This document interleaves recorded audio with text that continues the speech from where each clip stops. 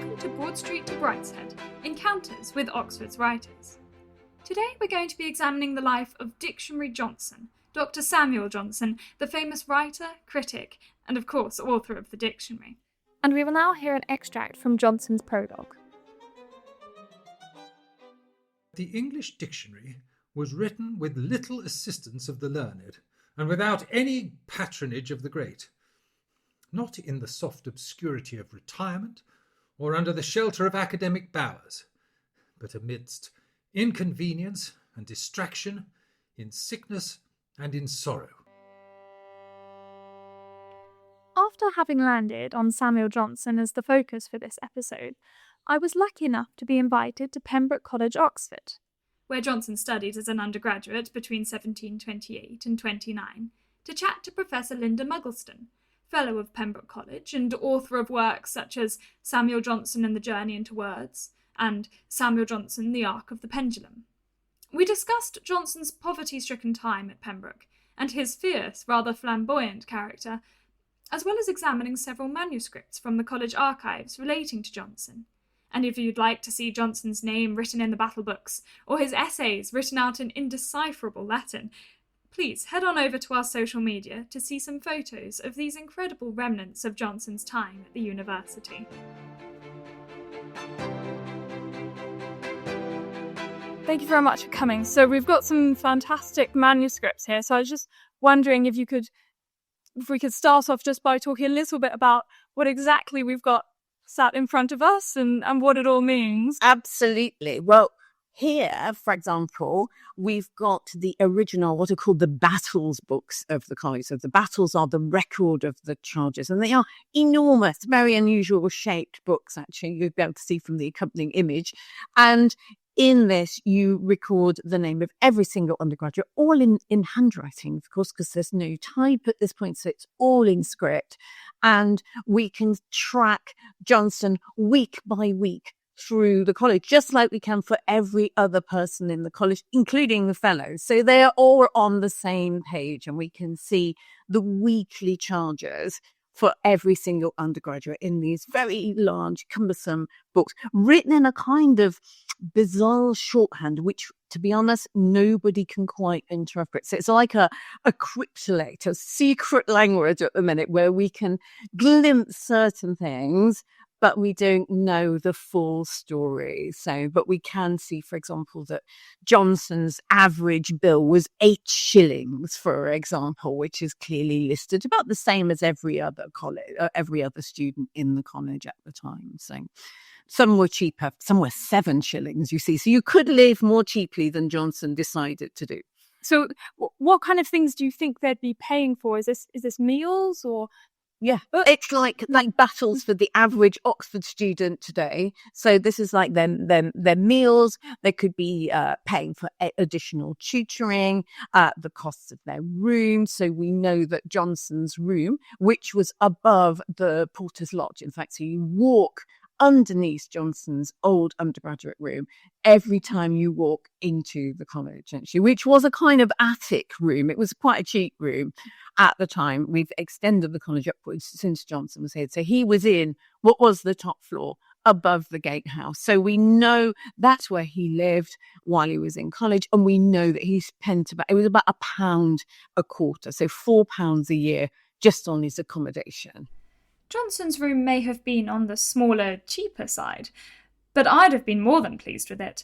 Perched over Pembroke's gatehouse, just as Professor Mugglestone described, its windows offer a breathtaking view of Oxford's dreaming spires. But there was a catch.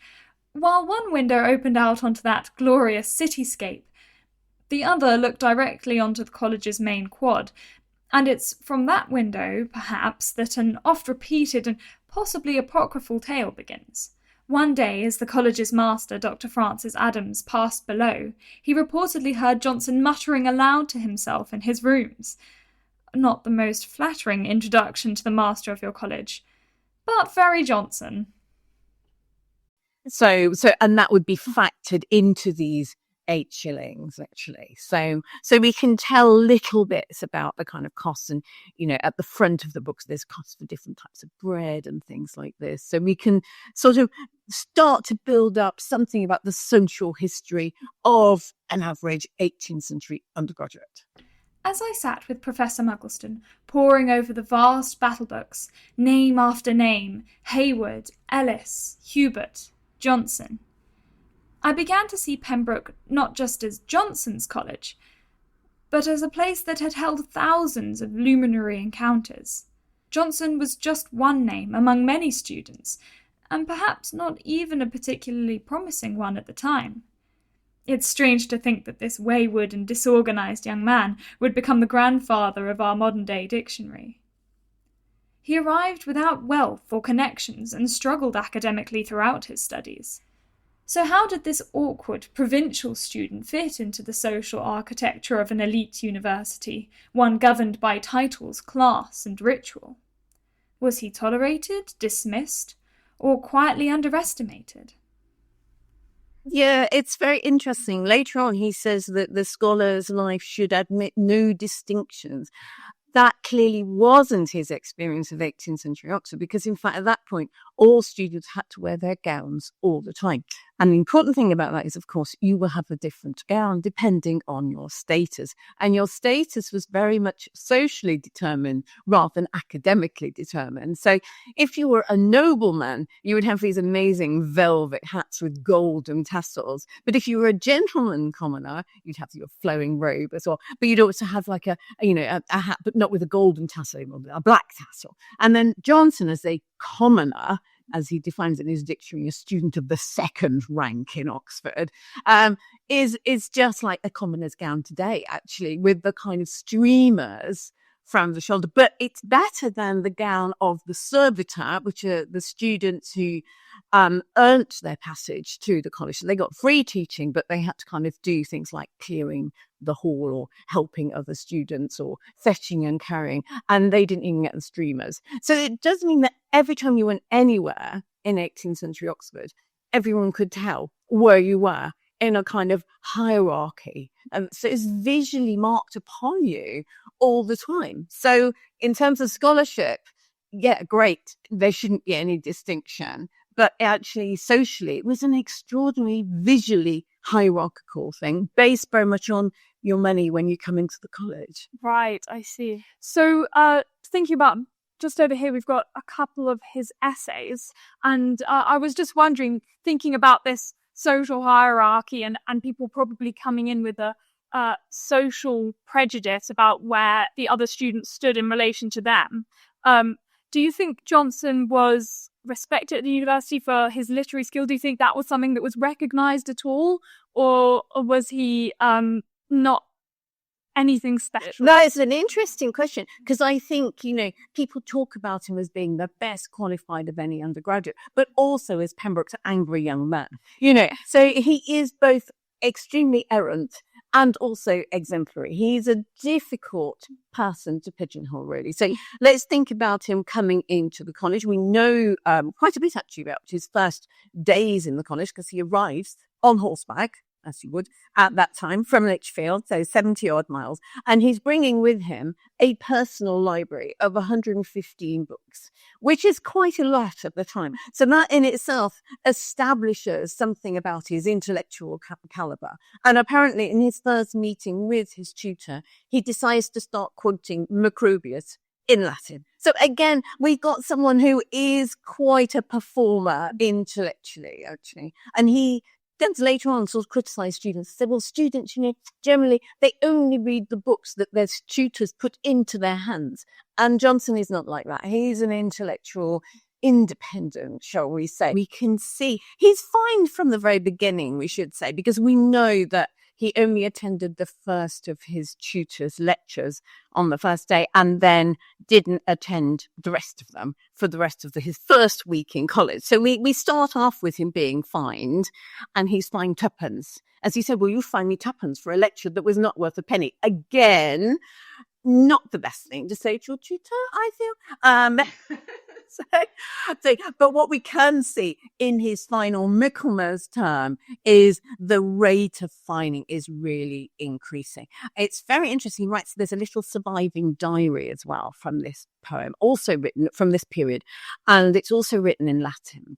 And he says, he expresses his determination to say farewell to the siren sloth, laziness, indolence. So that reputation of being a lounger at the college gates rather than getting on with your work is also something that we can see Johnson acknowledging to himself. And he makes this determination. And, I guess modern undergrads can recognize this too. He makes this kind of scheme of reform for himself. And he starts calculating that if he translates, 10 lines a day, it will take him this many years to catch up. But if he translates 100 lines, then he might have caught up over the end by the end of the next year. But if he translates 1,000 lines, he'll be up to speed quite quickly.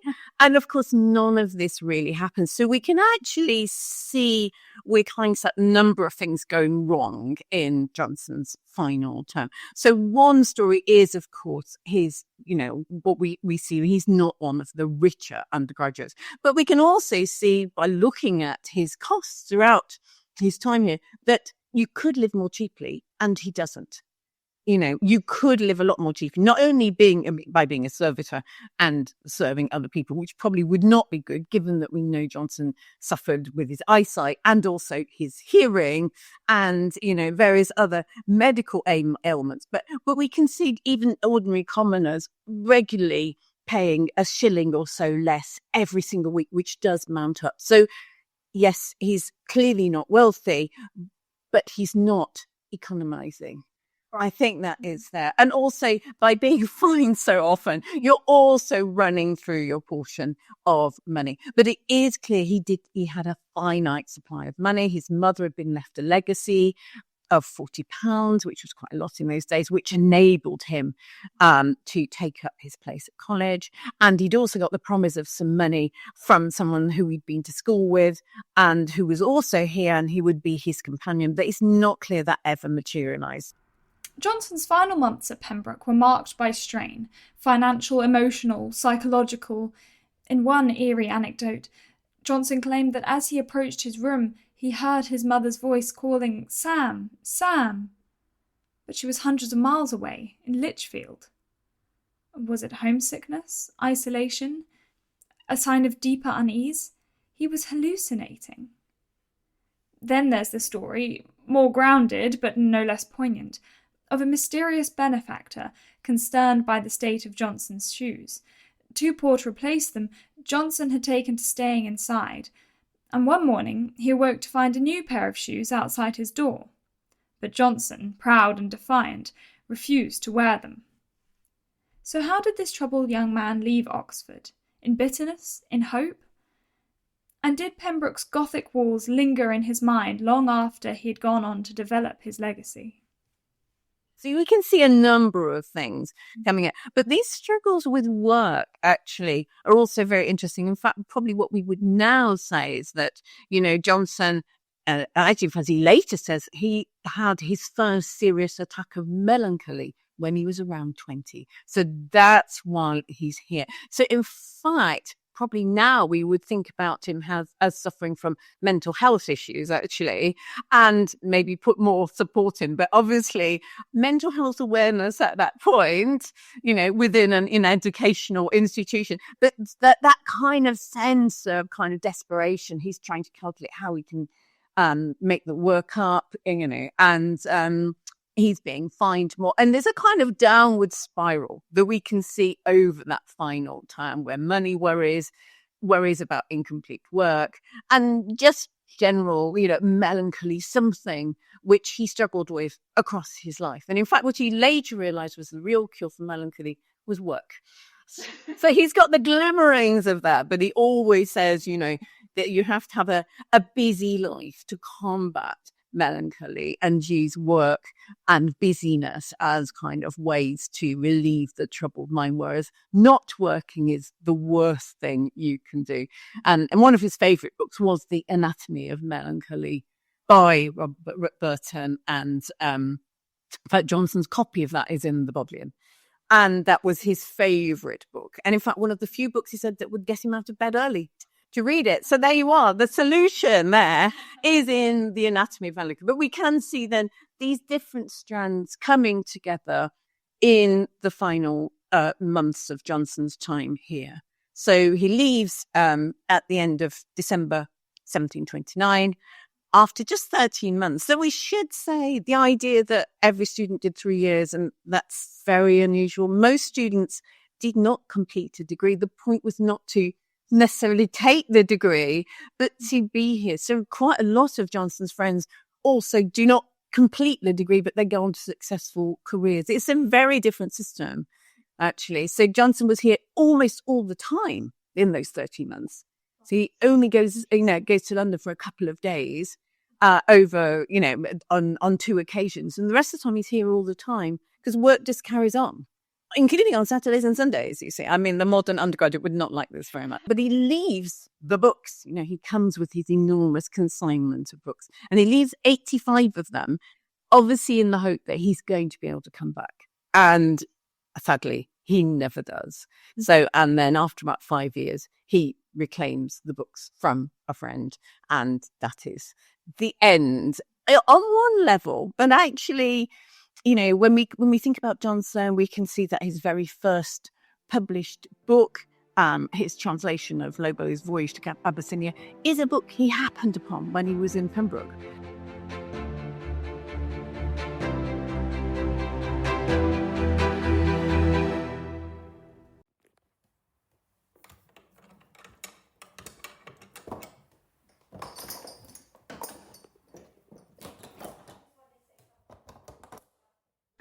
That's the sound of the door to Johnson's house in London opening.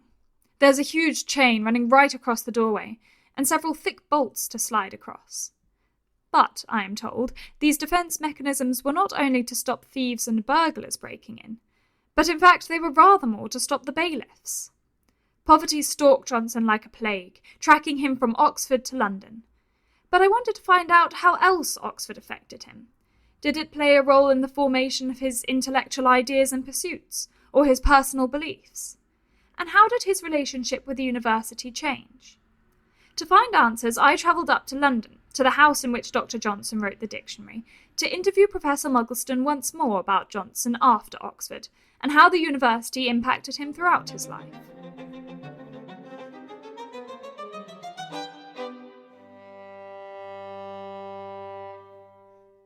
Thank you so much for inviting me, and it's amazing to be sat here in Johnson's garret where he actually wrote the dictionary. But I wanted to start because we finished our last conversation with him leaving Oxford and it not being the best of departures. So I just wondered what he did afterwards. I believe he did some teaching, opened a school. Was that something that he always knew he wanted to do, or do you think he was sort of searching around for something, unsure of where he wanted his life to go? Yeah, it's a very interesting problem. How do you map a career in the 18th century? Do you even conceive of a career? It's clear Johnson's fascinated with words, with language, but should that be in teaching? Was he a good teacher? I know when we think about what he says about teaching, he clearly found it a kind of different form of drudgery to writing a dictionary in a way. Because clearly you're teaching people a very classically rigid syllabus. We have the syllabus from the school he set up in Edgell, in Staffordshire. And it is very much the kind of, classical learning, Latin, Greek, etc., etc. A lot of rote learning. That was the nature of education at that time. It's not a radical syllabus. And we know that he didn't find education the most congenial of careers, really, So interesting. It was one route. He couldn't, though, progress in teaching as a career because he didn't have a degree. So lots of schools who were advertising for more maybe exciting jobs or jobs with more responsibility required the incumbent to have a degree. And so when Johnson applied, he was rejected. So that is one issue. Also, we also have letters, and in fact, some of them in the Pembroke archive, saying that actually, he seems to have amazing qualifications in terms of scholarship, and his knowledge, even if he doesn't have a degree. But on the other hand, his physical attributes worked against him. They were worried that the children would mock him because he had, tremors, and he was, he was half blind, etc., etc. I mean, comments that we certainly wouldn't find acceptable today as a reason for rejection. But it's clear that, how good Johnson was as a teacher is very interesting. He taught David Garrick, the actor, who was at Johnson's school in Edinburgh. And clearly Garrick did find him an inspiring teacher. But it was a tiny, tiny, tiny school. 4, 5, maybe 6 pupils. It struggled to make ends meet, and it collapsed after about 18 months, actually. So it wasn't. And then after that, this is when Johnson applies for other teaching jobs, and then eventually decides to come to London. I mean, one career route he definitely did contemplate and he kept returning to throughout his life was law. But again, you needed a degree. So it's that kind of exit from Pembroke without the degree because of melancholy together with poverty that actually ends up cutting off a number of career routes that he might have found very interesting. So had he had a degree, he might have been a celebrated lawyer or barrister. So he would probably have loved that because he loved arguing. I mean, his conversational skills are often one of the things that we most often remember him for. He is extraordinarily incisive, often cutting in order to win an argument. So you can imagine him as a superb, combative lawyer. But that job was never available to him because of that just 13 months at Pembroke and the failure to return to complete the degree. So it's a very interesting what if, counterfactual history, Johnson as the great barrister. But no, it just didn't work because you had to have the degree. So eventually he comes to London with Garrick, and they come on horseback with one horse between them, famously, because they can't afford two. So one would walk and one would ride, and they just took it in turns to get to London. And Johnson thought, as he said, to make his career in writing at that point. He wanted to put on a play. He wanted to do translations. So that was his original plan, that he was going to be some sort of writer. So that's where, and he'd already started mapping out his play, Irene, which would eventually be put on in 1749.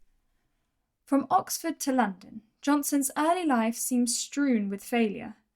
He left university without a degree, his own school collapsed for want of pupils, and he couldn't easily find work as a teacher.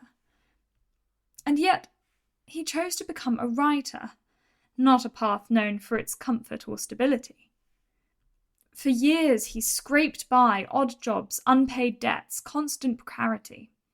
And then, in 1735, he married Elizabeth Porter, and it was her money that sustained them. For a while.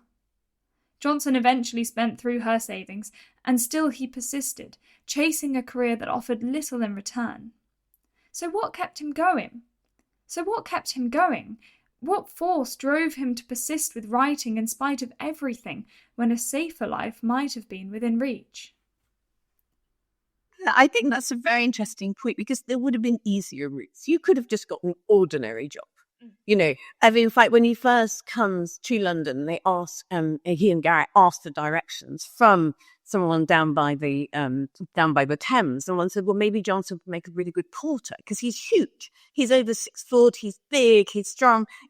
Maybe his physical strength rather than mental strength. He wasn't impressed by this idea, obviously. And instead, he is inspired literally by the idea of writing. He studied so many writers, both at university, but also very much on his own. He's an independent reader, as we were saying in Pembroke, and he's an independent thinker, which I think is what comes out, actually. So would Johnson sit happily in a conventional job? That's an interesting question, actually. He does follow a really individual career path. I mean, it must have been very, very hard. I mean, really, he's a hack writer. A person paid for writing occasional pieces, journalism. Really, we could think about him as someone who becomes a very successful journalist at the time. He initially writes to Edmund Cave, who's the editor of the Gentleman's Magazine, which is like a really radical, again, publication at the time. It's not a conventional publication. It's a magazine, a new use of the word at the time, where you're bringing all these things together in a kind of diverse set of things. It's not sort of opinion pieces or whatever. And Johnson obviously thinks, I could do that. That is something I would be interested in. His first overture to Cave does not go well. In fact, Johnson comes over supremely arrogant in this letter. Like, I could help you with this, not a good line. Which again resonates with Johnson and what we know for his conversations at Pembroke with his tutors, But eventually he writes a better letter. And in fact, he becomes invaluable in the magazine. And, a lot of people think he's kind of like a quasi-editor by the time we get to the late 1740s, actually. So he's doing journalism. He also takes on other things like cataloguing, libraries to sell for booksellers. He will turn his hand to anything that involves writing. So we can see him making his way in London through a network of booksellers, printers, from being one of these people who was known to do a good job. So this is what he does do a good job. He does have a way with words, actually. So his idea about becoming a writer, yes, it was hard, but it was also incredibly fulfilling. And there's one really interesting letter he writes to Cade saying, well, I'm just doing this, and he signs off like without any supper in Latin, and he says, my pens are terrible in another letter. And, I don't have any light to write because obviously you've got to buy candles and candles are really expensive. So we can see these material circumstances of writing and the challenges, but also this determination that he is a writer, and even when he does, a catalogue for Thomas Osborne, another publisher, of the Earl of Oxford's library, he again makes his own. He writes this amazing preface. He writes this amazing piece on fugitive piece on ephemera and why they matter. He's always got an interesting way into the subject, actually. So, good call, really, actually, to go this way. It's unconventional. You're doing different things all the time. But maybe that's what suits him. It's not necessarily doing the same thing over and over again. So becoming a writer by profession, and that itself is a kind of radical act, because in the past, could you be a great writer and be paid for what you did? That was an interesting proposition, because historically, great writers were inspired by the muse. They didn't need paying. But of course, you had to be wealthy then to be inspired by the muse. What if you're a great writer and you're poor? So this is a really interesting turning point in the 18th century, where we can see a number of writers trying to make their way in the literary marketplace, which is super saturated with these aspirant writers. But Johnson does succeed eventually. Though, in fact, through another piece of hat work, the dictionary. Johnson didn't invent the dictionary. Far from it. Over a century earlier, Robert Corddry had already published a tale alphabetical defining around 3,000 words, meant to help ladies and other unskillful persons expand their vocabulary. So why is Johnson's name the one we remember? What made his dictionary different, revolutionary even? And was it a labour of love, or just another commission, a way to pay the rent? Again, it's a commission, so it's interesting when we think about the hack writer or the writer by profession. These are writers who are usually writing to someone else's suggestion on something, so he's contracted to do something. So for the dictionary, no, Johnson does not decide that I am a lexicographer. I have this burning desire to write a dictionary. But clearly, he has long been interested in words, what they mean, how they should be used, how they might be used. So it's not entirely, uncongenial to him. So he's initially suggested to him by another bookseller. Remember, booksellers are publishers at this time, so we're using the lexicon of the 18th century. And the booksellers are really taking over from the aristocratic patron, So actually, Dodsley, then Robert Dodsley, who was already a close friend, published already a lot of dictionaries. So it's not a new thing. This is not the first dictionary. Johnson is not the father of the dictionary, just to kind of get another cliche into our story. It's about 600 dictionaries of English in various configurations by the mid-18th century. A dictionary is not a new thing.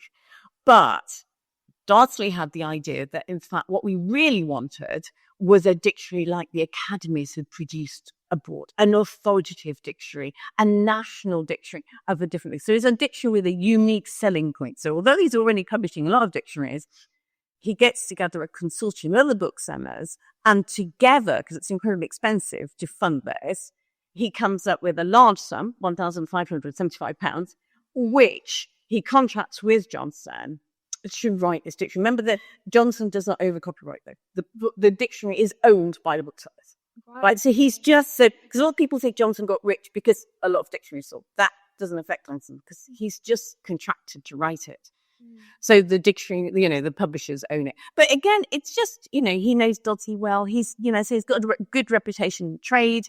He's got an original voice or whatever. And, this interest in language and precision and things like this. So, he knows a lot of people, So, and he's done a good job on, the cataloguing the Harleian libraries. So a lot of attention to detail.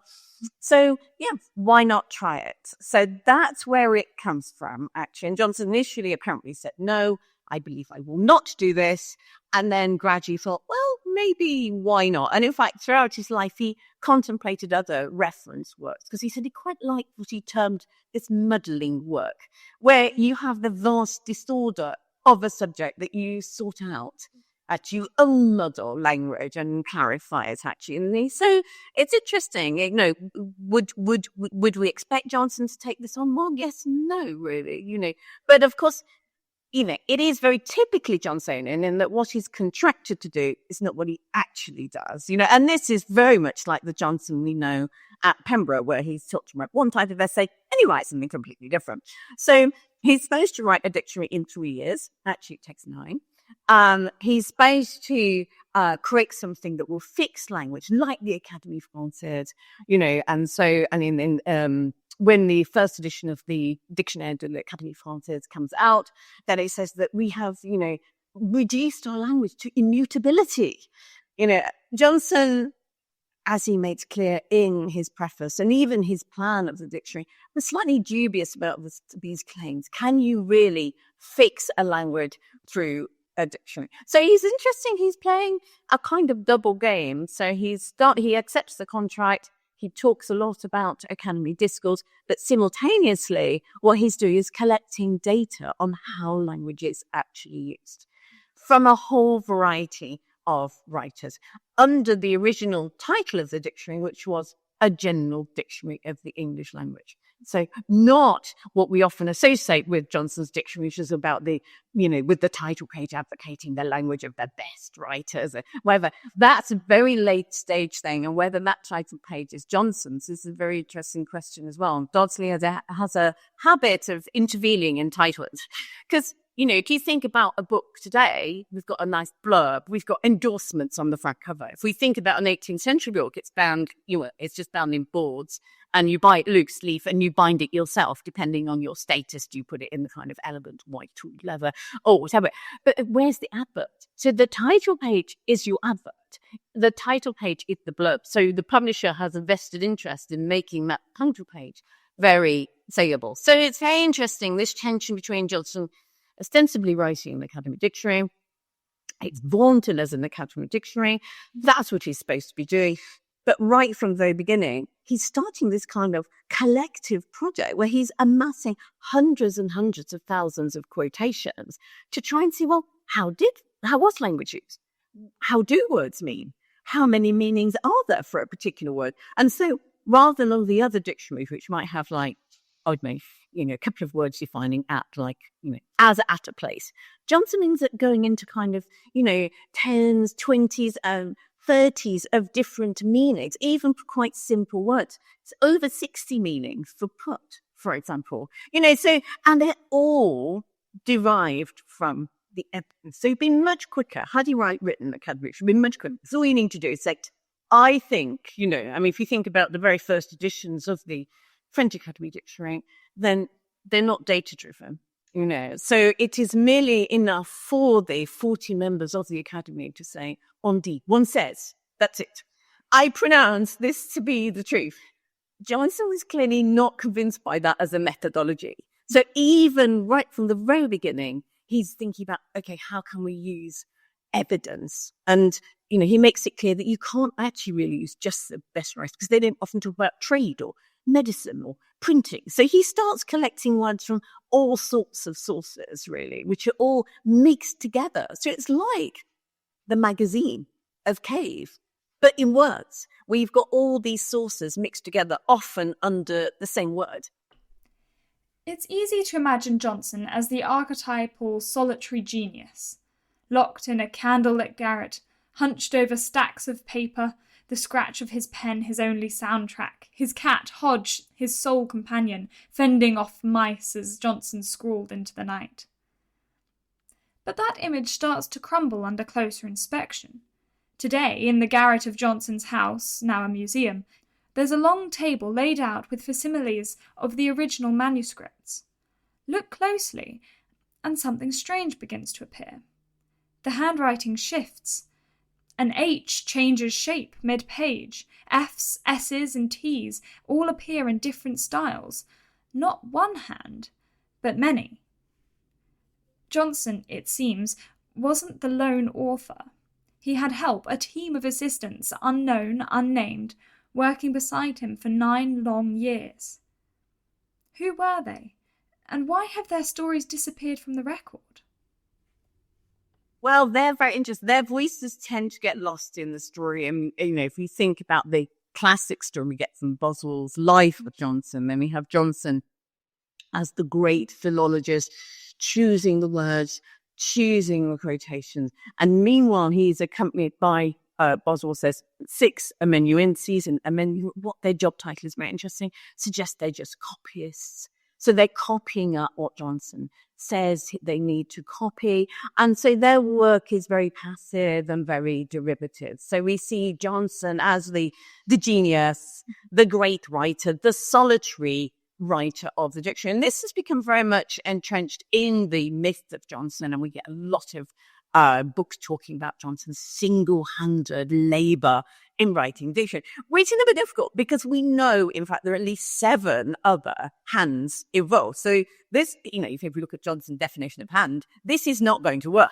You can't simultaneously be single-handed or single to be alone without any other, if in fact the garret is filled with other people. So this gives us a kind of pragmatic paradox. How do you really write a dictionary? And so, one of the stories is that, of course, when Johnson does collect the words, what he does, and we've got 14 original texts left that Johnson used in writing dictionary, and these give us invaluable evidence. And so he finds words in the traditional narrative here. He finds words that is of interest. He underlines them. He puts a capital letter in the margin, and then he variously disposes of these books to the assistants, who obligingly copy the whole thing out, and then must file it and order it and things like that. So it works as a kind of shared labour in a way, but Johnson does the actual primary reading, and then the assistants just read what Johnson has told them to read. So they read for that word and they copy up the bit he's marked. But in reality, looking at these books again, we can actually see that there's not just Johnson's capitals in the margins. And in fact, it seems to be a much more collaborative exercise than we previously assumed. So this is part of the new project on Garrett lexicography. How do you really write a dictionary? And although we've only got 14 left out of what must have been hundreds and hundreds of words, in each of these you can see a pattern of mixed hands that, in fact, really we can see the assistants not so much just as copyists, but as people who were what we might now see as sub-editors or assistant lexicographers, actually. And in fact, they were educated men. 2 of them had degrees, at least 2 of them had degrees, which we know Johnson didn't, actually. So Alexander Macbean, who was and his brother William, and they were both kind of multilingual, highly educated.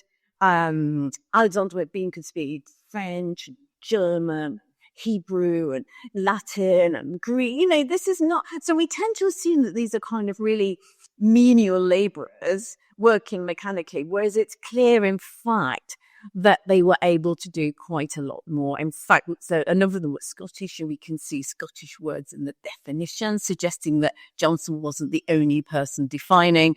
And we can also see that they do pick words and the quotations.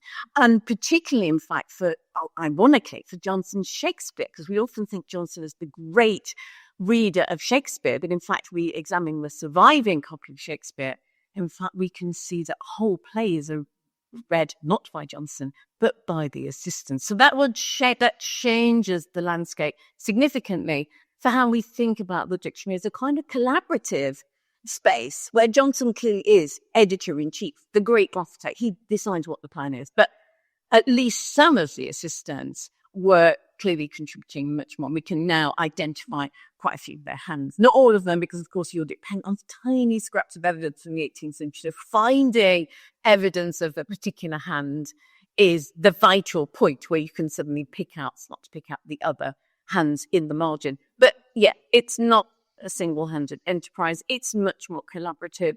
The dictionary assistants are very much what we would now see as assistants. They're not just copyists. They're not just passive. Quite often they correct Johnson's annotations, which is a bit of a turn-up for the books, quite literally, because Johnson can just get carried away by reading the book. And then, so he'll write the wrong letter in the margin. And so we can see the assistants having to cross his letter out and put the right letter. So this again changes how we think about this. They are, making interesting interventions. They're really understanding how the records of the dictionary must be kept. And we know that they are, at times we can literally spot them writing the definitions and things like this. So interesting. It's a collective project in more ways than one. At one level, they're collecting all this evidence, but it's collective, and they're actually so much work. You can't do it on your own because everything has to be written by hand with a quill pen and ink, which is difficult, actually. And every time you make a change in a definition, or every time you want to put a different bit of information in, you've got to rewrite that whole page. So there was definitely a huge amount of copying, but just to create a draft version of this 2-volume folio dictionary would have been an enormous task. And we have a couple of versions, in snippets of the previous versions of the text. And you can see just how much literal labor goes into writing any sort of book at that point. I mean, this idea, though, about collective work has real implications for how we understand any work in the 18th century, where you realize that actually many hands make lighter work must have been a principle behind an awful lot of works which have a single author on the title page. Who does the writing? How much do they contribute? Is it just copying? Is it critical engagement with the material? Raises a whole range of other questions for how we think about composition. After nearly a decade of painstaking work, Johnson's dictionary was finally sent to Robert Dodsley, head of the consortium backing its publication. The title page was quickly prepared, now proudly displaying Johnson's newly granted Master of Arts. The timing of that degree, convenient to say the least. But this enormous 2-volume work wasn't quite what the publishers had expected. So how was it received? Did Johnson's dictionary dazzle his contemporaries, or was it one of those works whose genius was only recognised after the author's death? Well, there's a lot to unpack there, really. Clearly, he needs a degree from Oxford. He needs to claim his authority on the title page of the dictionary. So if we look at the previously printed works by the assistants, because they've already got their own publications out, again, we should think about them already as writers within the marketplace. They have their degree on their title page to prove their credentials as well. So particularly if you're trying to write a dictionary that is really authoritative, you want to have Samuel Johnson with the MA on the title page. So there was a lot of negotiation, in fact, mainly via Trinity and Thomas Wharton, Professor of Poetry, to try and get this big. And there was a lot of kind of twinkling and influence being exerted to say that this is going to be the dictionary. It's not only a dictionary, this is going to be the national dictionary, a really prestigious publication. And of course it is huge, and it is different to all other dictionaries. And so that campaign succeeds. So just before the dictionary and the title page goes to press, because we read it the other way around, actually. So the title page is one of the last things to be written and printed, whereas in fact, the first volume, apart from the preface and, the history, is actually all printed off by the end of 1753. So it's a serial publication. It's got one date on the title page, but actually it's printed in different parts. But what the important thing about delaying the title page is that you can get that honorary degree on it. So that is really important because it gives that intellectual kudos, just a kind of formal. So Johnson is replete with intellectual kudos, but just having that on the title page is seen as important, actually. And it is reviewed in so many different places and reviewed very, very positively, actually. And it's interesting how it's reviewed, because a lot of people then praise him for having fixed the language, for having created a work like the Académie Française and the Académie de l'Etrusque. This is the English version of an academy dictionary. Even in spite of the fact in the preface, Johnson is absolutely explicit that no dictionary can fix a language, and that even as this dictionary is printing, language itself is budding and falling away. So he sees the dictionary as a print text and language as an organic structure. And he says that a dictionary can't be an elixir, like a quack medicine, to solve all problems. Actually, the dictionary maker can't, he says, be a kind of border guard defeating migration, of words, that words will move between nations, that you can't stop trade. The French Academy Dictionary initially tried to have no words of trade because they weren't suitable for the gentleman, and they didn't want loan words in there either. And he's like, no, this is what language is. So in fact, it becomes a very radical anti-academy statement where he says that the liberty of the English will be to use language as it is, not to have these dicta. So it's very interesting what the reviews praise and what Johnson's actually really saying. As so often, do you praise what you think a work is, as opposed to what it's really doing. So, and a lot of people were baffled by all the quotations there, because Johnson often gives you lots of quotations and then invites you to make your own mind up, which is a bit, again, very non-academy, So he just, I'll present you with these, the suffrage of the reader, the vote of the reader must decide. So bizarrely, it's vaunted for being a prescriptive dictionary, was actually a lot of its methods are descriptive as well. This doesn't mean Johnson doesn't express an opinion at times, particularly with the odd French word, Ruse, an unnecessary word, from France, So, so it's very interesting about, academic practice, academic honor, but very shortly after that, he is dictionary Johnson. There's this habit at the time of creating a name. You have microscope Beaker, for example, saying elocution Walker. So, you find even Boswell becomes Corsica Boswell because he writes a book about Corsica. So there's kind of habit of putting an epithet before that name. But certainly Johnson does become validated in popular imagination as dictionary Johnson. Doesn't mean he's rich though, because of course he's sold the copyright. That's it's a contracted work. And so he's very busy still trying to make money. And take on all sorts of, short writing projects. But what he does start to think about is his next big project, his edition of Shakespeare, which is going to be another big contractor publication, which will run over. But that becomes one of his great pieces, a new edition of Shakespeare, which is much more thoughtful about how the language of Shakespeare actually meant at the time, and so how we should understand plays, and we shouldn't just tinker with the text willfully, which a lot of previous editors have done.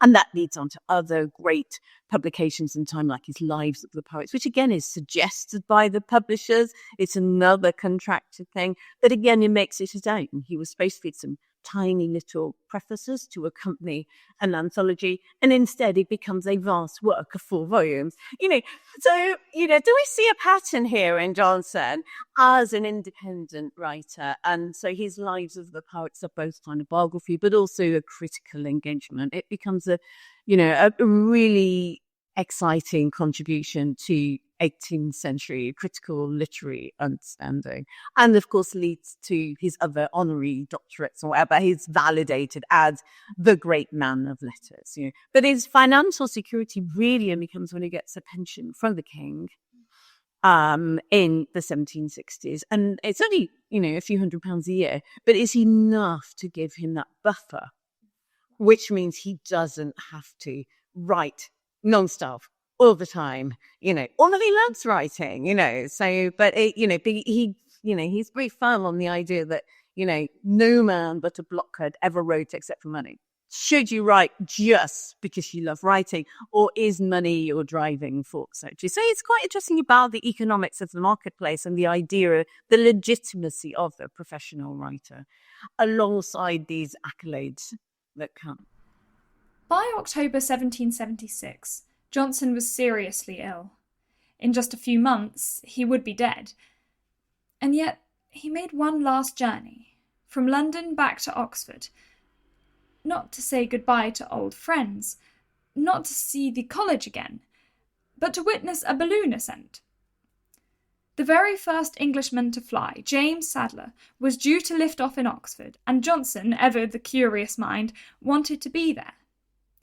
In the end, he was too ill to go. He sent his servant, Francis Barber, a Jamaican man with whom Johnson shared a lifelong bond, to watch in his place. Even at the end, Johnson was still chasing wonder.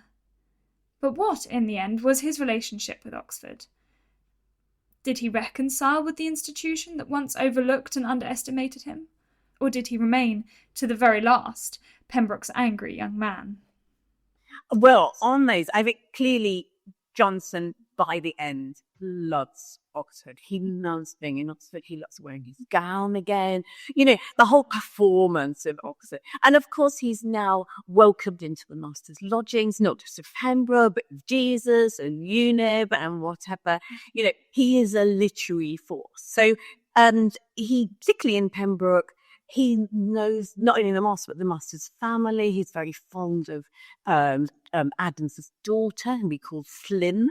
And, you know, and she has lots of letters where she talks about listening to Johnson. And it's quite funny. She said, oh, that there were someone behind the screen to take notice of everything he said. Like, well, Boswell, you know. So Boswell's also there in Pembroke as well in these final visits. So, and Johnson is clearly very ill. I mean, he's at Lichfield before that, and he's clearly stripping from breath, and he has dropsy. He's got heart failure, in essence, actually.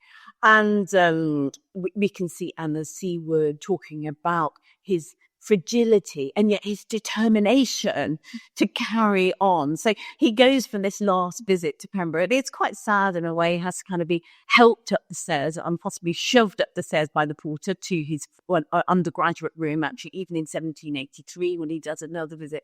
And then this final visit, you know, he rallies in conversation. He is still Johnson, but it is a kind of farewell visit. I think everyone is quite clear about that. So, yeah, so very positive relationships. He gives Pembroke a complete set of his works signed. Sadly, there is now no trace of them. I don't know what happened to them. Maybe they disappeared with Adams. I don't know. It's the nature of a gift or whatever.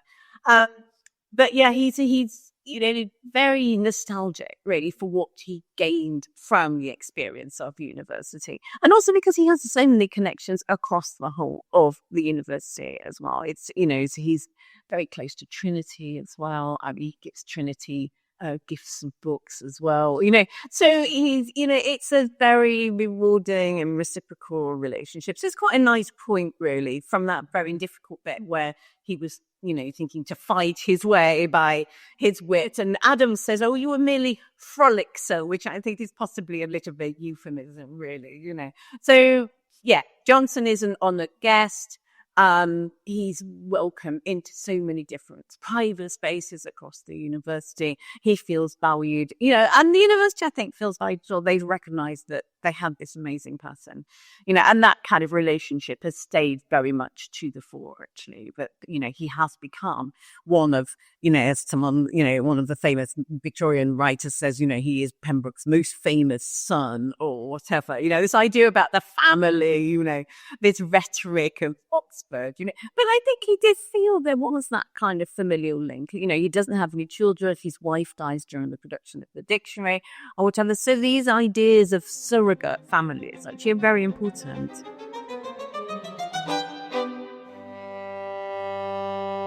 From skipping lectures to cracking jokes in his essays, Dr. Samuel Johnson seems to be one of those historical figures brimming with life and character.